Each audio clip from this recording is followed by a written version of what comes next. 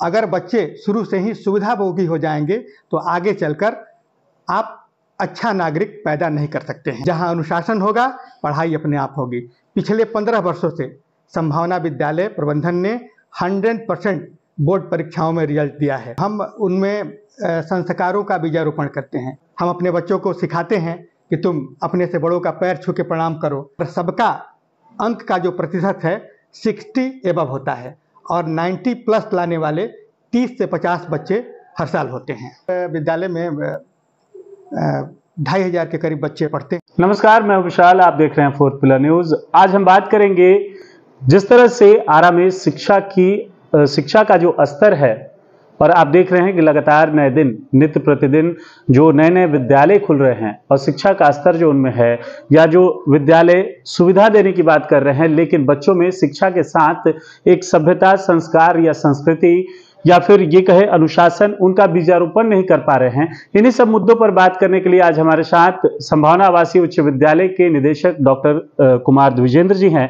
जो कि एक शिक्षाविद भी हैं। उनसे बातचीत करते हैं। हमारे चैनल में आपका स्वागत है द्विजेंद्र जी। जिस तरह से आज हम बात करेंगे कि विद्यालय आप देख रहे हैं कि आरा शहर में बहुत सारे खुल गए हैं और अभिभावकों को कई तरह के प्रलोभन दिए जा रहे हैं, तो ऐसे में संभावना आवासीय उच्च विद्यालय जो है एक प्रतिष्ठित और अनुशासित विद्यालय के तौर पर जाना जाता है।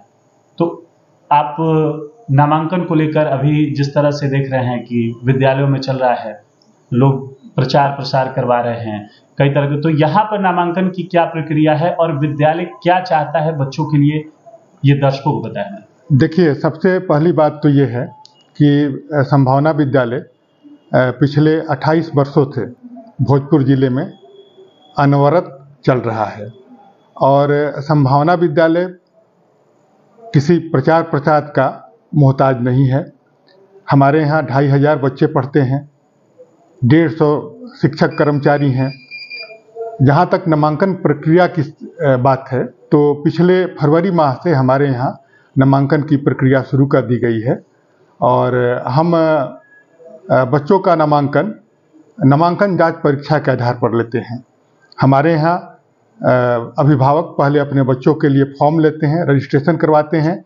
उन्हें एक निर्धारित तिथि बताई जाती है कि आप इस तिथि को विद्यालय में आ जाओ, आपके बच्चे का टेस्ट होगा और टेस्ट में पास होने के बाद ही विद्यालय में नामांकन संभव होता है। जूनियर क्लासेज में कक्षा नर्सरी से लेकर कक्षा 1 तक हम किसी भी प्रकार का टेस्ट नहीं लेते हैं। यहाँ पर हम डायरेक्ट नामांकन ले लेते हैं। आरा शहर में जिस तरह से आप देखेंगे कि बड़े बड़े इंफ्रास्ट्रक्चर विद्यालय के भवन को तैयार किया जा रहा है ताकि लोग आकर्षित होकर हमारे विद्यालय की तरफ रुख करें। मतलब बहुत से स्कूलों का मैं नाम नहीं रखूंगा। तो ऐसे में यहाँ पर और सुविधा देने की बात की जाती है कि यहाँ पर ये सुविधा है, यहाँ पर ऐसी सुविधा है। यहाँ पर किस तरह की सुविधा है, बच्चों को किस तरह की सुविधा दी जाती है? देखिए, हम बच्चों को जो मूलभूत सुविधाएं हैं, जैसे शौचालय की व्यवस्था, पंखा की व्यवस्था, क्लासरूम की व्यवस्था, स्मार्ट क्लास की व्यवस्था, लैब की व्यवस्था, लाइब्रेरी की व्यवस्था, इन सारी व्यवस्थाओं को हम देते हैं। लेकिन आप कहेंगे कि एसी की व्यवस्था, एसी बस की व्यवस्था, एसी क्लासरूम की व्यवस्था, इस तरह की कोई भी घोषणा संभावना विद्यालय प्रबंधन नहीं करता है। हम ऐसा मानते हैं कि भारत देश की आबादी 150 करोड़ है। अब इस इतनी बड़ी आबादी में हमारे बच्चे यदि एसी घर में रहेंगे, एसी बस में बैठेंगे, एसी क्लासरूम में पढ़ेंगे, तो किस तरह से अपने जीवन में संघर्ष कर पाएंगे। अगर बच्चों को हम आधे घंटे, उस तरह के बच्चों को जो बराबर एसी में रहते हैं, उनको हम आधे घंटे धूप में खड़ा कर दें तो वो गिर जाएंगे। तो इतने बड़े देश में जहां आपको बस के टिकट के लिए लाइन लगना है, पानी के लिए लाइन लगना है, हर चीज के लिए यहाँ लाइन लगना है। लेकिन जिस तरह से उन विद्यालयों के जो निदेशक हैं या प्रचार है, कहते हैं कि आधुनिकता का दौर है, इसलिए आधुनिक चीजें होनी चाहिए, तो क्या नहीं लगता कि इस तरह के एसी बसेज और क्लासरूम से कुछ फायदा है या नहीं? देखिए, मेरा व्यक्तिगत रूप से मानना है कि बच्चों को जितना हो सके हम मेहनती बनाएं, परिश्रम करना सिखाएं। अगर बच्चे शुरू से ही सुविधाभोगी हो जाएंगे तो आगे चलकर आप अच्छा नागरिक पैदा नहीं कर सकते हैं। सुविधा की बात हो रही है तो कई विद्यालय दावा करते हैं सुविधा की, लेकिन उनके यहाँ का रिजल्ट वैसा नहीं रहता। लेकिन आपके यहाँ का रिजल्ट देखा जाए तो पिछले वर्ष भी भोजपुर टॉपर आपके विद्यालय का रहा आर्यन कुमार, और जिसने बिहार में भी अपनी जगह बनाई। तो क्या लगता है कि पढ़ाई के साथ किस तरह से समझौता होना चाहिए, किस तरह की उन लोगों को बच्चों को जो है एक मिलना चाहिए सुविधा? देखिए, सुविधा देने से, सुविधा और पढ़ाई दोनों में बहुत अंतर है। आप सुविधा देके बच्चों को सुविधाभोगी बना सकते हैं, और अनुशासन के साथ यदि आप शिक्षा देते हैं तो बच्चे अच्छा रिजल्ट लाएंगे। संभावना विद्यालय प्रबंधन अपने स्थापना काल से ही इस बात पर विशेष जोर देता है कि जहां अनुशासन होगा, पढ़ाई अपने आप होगी।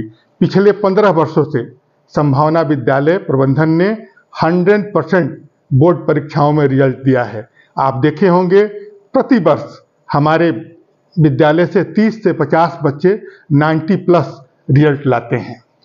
शिक्षा देने का दावा तो हर कोई करता है, लेकिन जिस तरह से संभावना आवासीय उच्च विद्यालय जो सभ्यता, संस्कृति या अनुशासन का बीजारोपण बच्चों में कर रहा है, वह कैसे करता है, और आरा के लोगों से आप इस मुद्दे पर क्या कहना चाहेंगे? क्योंकि आप देख रहे हैं कि आए दिन छोटे छोटे बच्चे ही ज़्यादा आजकल क्राइम कर रहे हैं। देखिए, हमारे यहाँ शुरू से ही जब बच्चे हमारे यहाँ एडमिशन लेते हैं तो हम उनमें संस्कारों का बीजारोपण करते हैं।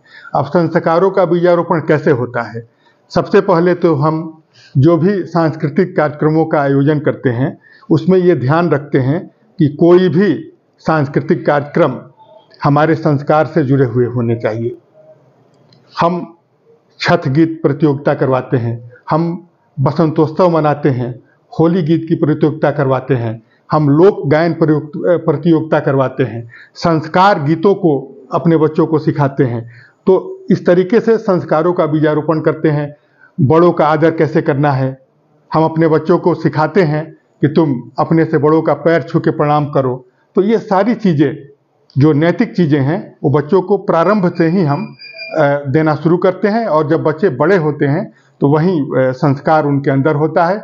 और संभावना का संस्कार, आप संभावना के बच्चे को कहीं भी, अभी हमारे स्कूल से पढ़े हुए कम से कम 400 से ज़्यादा डॉक्टर, इंजीनियर, अफसर होंगे। आप किसी से भी मिलेंगे तो आप देखेंगे कि उनमें संभावना का संस्कार झलकता है।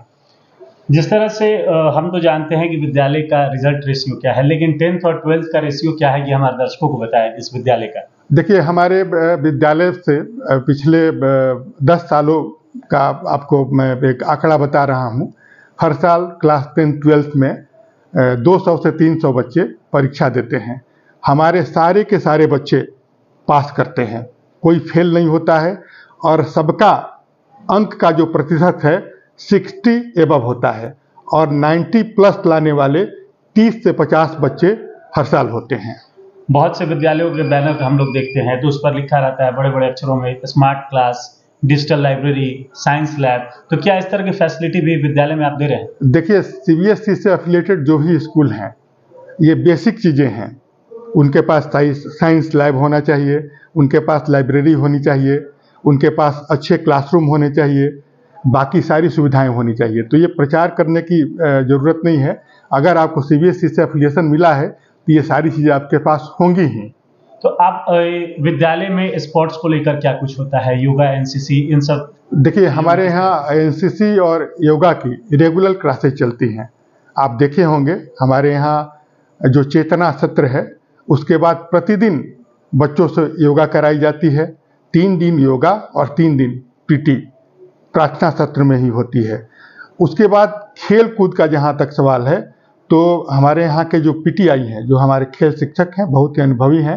बच्चों को kabaddi, kho kho, cricket, football, volleyball, ये 5 खेलों में पारंगत करते हैं। और हमारे जो बच्चे हैं हैंडबॉल में, हमारे इस साल 11 बच्चे नेशनल खेल चुके हैं हैंडबॉल में। ये विद्यालय के लिए बहुत बड़ी उपलब्धि है। तीरंदाजी में भी एक बच्चा हमारा नेशनल खेला है। फिर ये जो जेवलिंग थ्रो है, इसमें भी एक बच्चा नेशनल खेलने के लिए भी गया हुआ है। चलिए, बहुत बढ़िया बात है। ये बताइए कि अभी आपके विद्यालय में कितने बच्चे पढ़ाई कर रहे हैं और कितने का नामांकन हुआ है, कितनी अभी? देखिए, हमारे विद्यालय में 2,500 के करीब बच्चे पढ़ते हैं। हमारे 2 ब्रांच चलते हैं, एक मौलाबाग में है और एक यहाँ मझौआ में है।